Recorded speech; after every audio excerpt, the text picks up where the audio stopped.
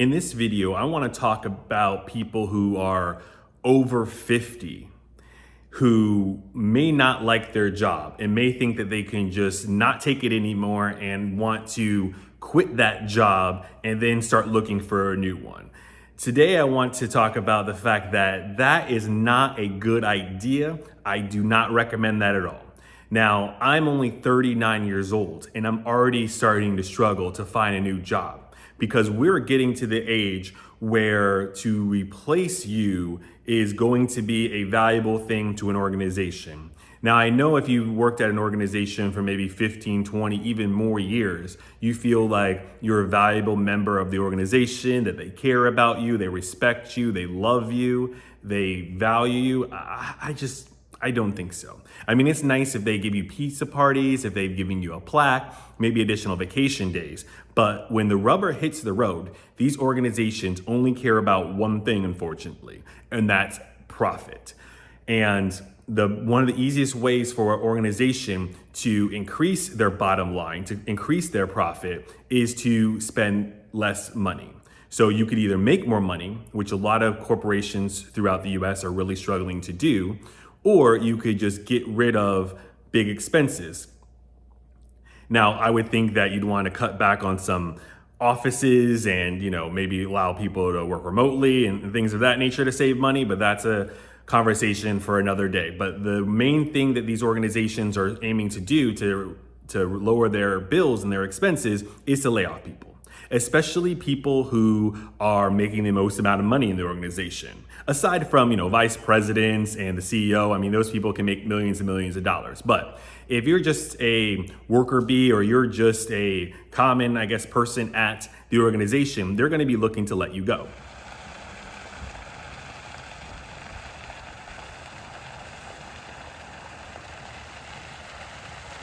And if you're over 50, there's a lot of challenges that you have to go through. So let me just share a quick story about one of the reasons I became so jaded about the corporate America lifestyle so early on in my career. So the first company that I worked at was in 2010. I graduated in 2007, and yes, I could have taken things more seriously to land a better job in finance or real estate, matching the degrees, the bachelor's degrees that I had at the time, but I didn't. I was still young and dumb. But by the time I got more serious into things in 2008, because I was able to basically internship at my family's business that they had at the time. So I did that for a short period of time. But by the time 2008 came, I actually was looking for a job, and then wouldn't you know it, we stumbled right into the great financial crisis, and getting a job in either finance or real estate was just not going to happen. I missed my window of opportunity to land a good job in one of those fields and get locked in before things really got pretty dicey out there. But that's okay. I moved across the state and found a job in the cruise industry, which I was doing some financial analysis on fuel prices. I don't really need to get into that right now, but that organization is where I saw that people who were planning on pensions, planning on being able to smoothly ride into the sunset, were getting really, really screwed over because they were getting laid off right before they were about to get, I'm pretty sure they still had solid pensions then, before they were about to get their pensions or the retirement, whatever good thing they were looking forward to, whatever thing they just had maybe 2 to 5 years left to obtain of working there, they were just let go. And then that brass ring that they spent 20 to 30 years trying to grab was just yanked right out of their grasp, and they were kicked to the streets, unfortunately.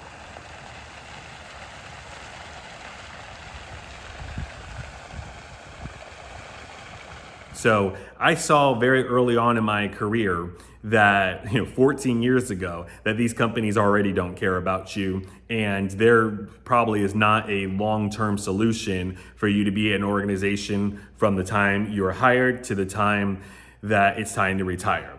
Now, some people might have the perspective that people are just lazy or greedy and they just want to hop jobs every 2 years just for funsies, but the reality is a lot of these companies have been struggling for the past decade, and you're not just going to sit around waiting to get laid off. If people around you have been laid off, you just need to leave. And you might be in a situation where you're 50 years old, you're like, hey, maybe I have a couple years left. Or maybe you're just like, I just can't do this anymore, life's too short. And I agree with that. But do not leave your job unless you have something else lined up. I mean, I know that's the advice that you have to give to a lot of younger people, but if you're 50 and you've been working at a place for maybe 20, 30 years, you might not understand just how bad this current job market is. And how could you, right? If you haven't been actively looking for a job. But I'm here to tell you it's very, very bad, and do not leave your job unless you have something else lined up, because people are really struggling out there. People in similar boats as me who have the bachelor's degrees, who have their MBAs, who have professional certifications are struggling to find a job right now. And if you're even 40 years old, which some people are saying in the job market, 40 is the new 50, you're really going to struggle, because as you've gone through your job, I'm sure you have not just gone year after year without getting any sort of merit increase. I think it's called, I always thought it was called cost of living, whatever, that 2 to 3% increase, or without getting a raise or promotion or something. I doubt you're making the exact same amount of money that you were making even 15, 20 years ago.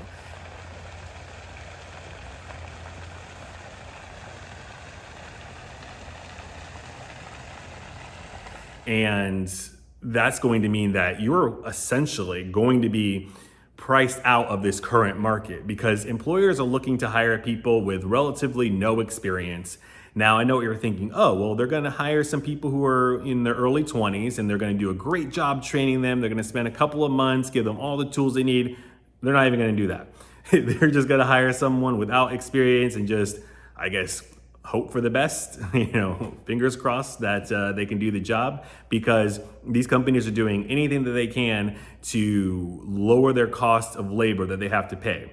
So if someone's already 50 years old, heck, I'm already experiencing this at 39. You're going to get to a point where you're making a lot more money than other people at other organizations are going to want to pay you. Here on this channel, we've been talking about these kind of topics, how impossible the labor market feels right now, the job market, whatever you want to call it.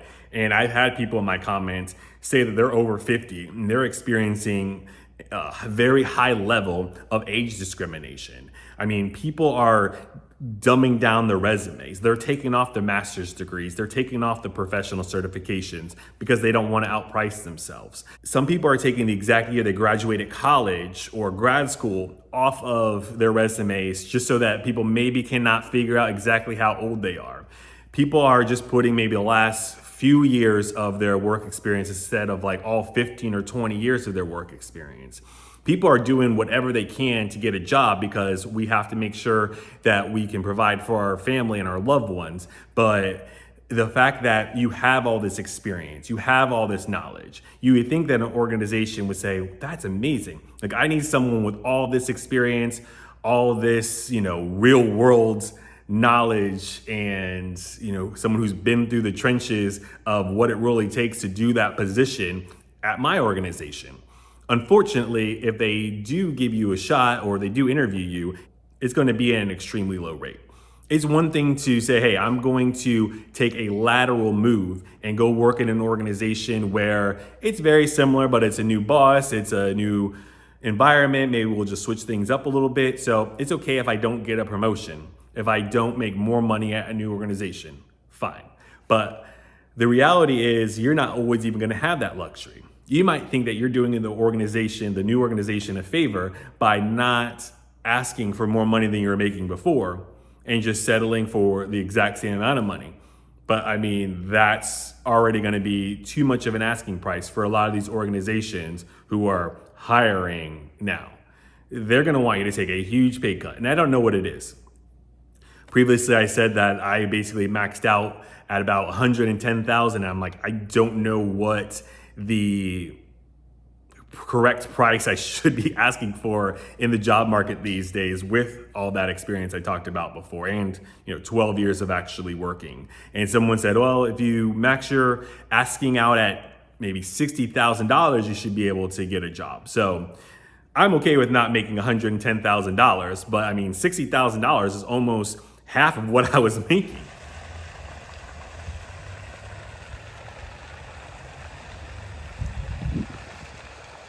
still got to pay the bills. On this channel, we've also looked at how much it actually costs to be able to live somewhat comfortably. I mean, we're not talking about living in mansions, to pay rent in a decent area, to afford your mortgage and your property taxes and your insurances and your homeowners association and all that kind of stuff. To have a car that's not going to break down on you every 3 months, right? I mean, we're not talking about luxury living, just basic living, right? The whole idea of the average American by themselves would need about 110,000. And you can say, oh, well, you can have roommates. Sure, that definitely helps. You could go and move back with your parents if they're still around and they're still able. Sure, that helps. Or you could say, oh, well, I could have a partner and they can help out with the bills too, which would work. But then if you had kids, daycare and child expenses are so high that a lot of times it's a wash for that partner to work at all. You need to just stay home with the kids. So you're still left with one person earning an income, and now you have more mouths to feed. So I don't know how people are making it on just $40,000, right? People in California are talking about the new minimum wage laws, but if you do the math, what is $20 an hour? Isn't that like $40,000? I'm just doing off the top of my head. I mean, $40,000, especially in California, I mean, how could you even survive on that?